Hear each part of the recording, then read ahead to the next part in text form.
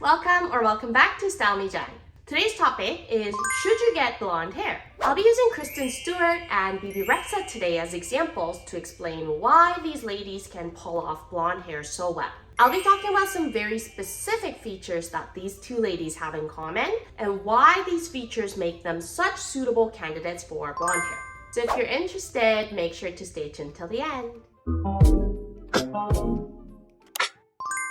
Okay, so let's start with talking about the common features that Kristen Stewart and Bebe Rexha both have. At first sight, you might think that they don't really have anything in common other than the fact that they both look really good with blonde hair but there are definitely very specific common elements within their faces that make both of them especially suitable for blonde hair. The first common feature is their chin.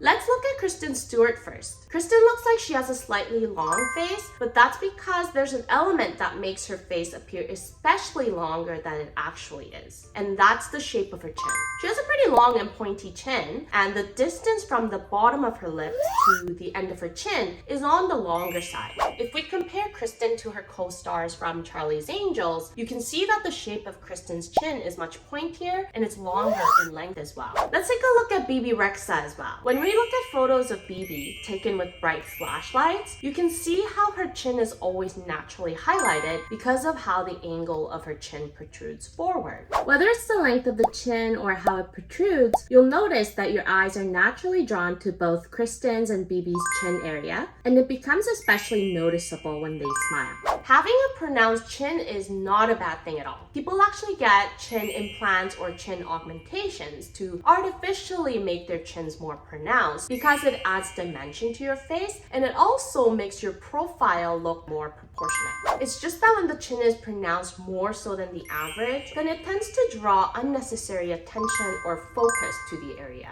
Now, in my video on Halle Berry, I talked about how dark hair creates a strong contrast against your skin. So if you have dark hair that's surrounding your face line, everything in the lower third of your face is going to seem more pronounced because of the strong contrast that the dark hair creates. If we compare these two photos of Kristen, you can see in the right photo how the shape of her chin and just that whole general chin area becomes a little more visible to the eye and it draws more attention than it does in the left photo. Same goes for Bebe. You can see how Bebe's chin area looks more pronounced when she has dark hair versus when she has blonde hair. Hey, are you enjoying this video so far? If you are, please don't forget to press the like and subscribe buttons to help support my channel. Thank you.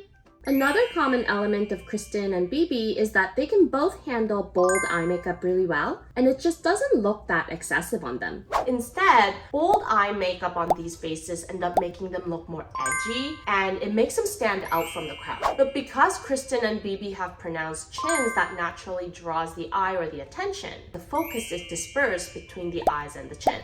So by removing the contrast that's created by the dark hair, we're also removing the unnecessary focus that's drawn to the chin, and now our eyes can solely focus on the eyes as the only focal point of the face. There is one more thing to note though. I think that Kristen still looks good in this photo because even though the dark hair does draw a bit more attention to her chin area, the contrast that's created by the dark hair against her light green eyes still makes her eyes pop, and the contrast actually ends up working really well with this sort of dark and mysterious vibe that Kristen has. But what happens when we put her in a more natural style like in this photo? Her chin is still less pronounced with the blonde hair, but I think that this kind of style just doesn't really do anything for Kristen's dark and edgy vibe. So between these two photos, I actually think that the dark hair looks better on Kristen, even with her chin more pronounced. So the point I'm trying to make here is the importance of the overall style and how well that style works with the natural vibe of a person. Blonde hair or dark hair, what's more important for Kristen is wearing the right makeup style that highlights her eyes and enhances her edgy vibe first. So when she does pair the right style of makeup with blonde hair, it checks all the boxes of highlighting her eyes, enhancing the vibe that she naturally has, and preventing the attention from being drawn to her chin area. With the dark hair, it only checks 2 out of the 3 boxes. Other celebrities with similar features include Reese Witherspoon, Madonna, and Jennifer Aniston. All three of them are natural brunettes, but we see them in blonde hair far more often than we see them in dark hair. And all three of them also have that same pronounced chin that tends to protrude forward, which becomes more visible when they wear dark hair. There are a few other things to note when it comes to Jen's signature style though, which I talk more about in this video here. That's everything I have for you today. I hope you found this video helpful if you're trying to decide between blonde or dark hair. Until next time, stay unique and stay gorgeous. Bye!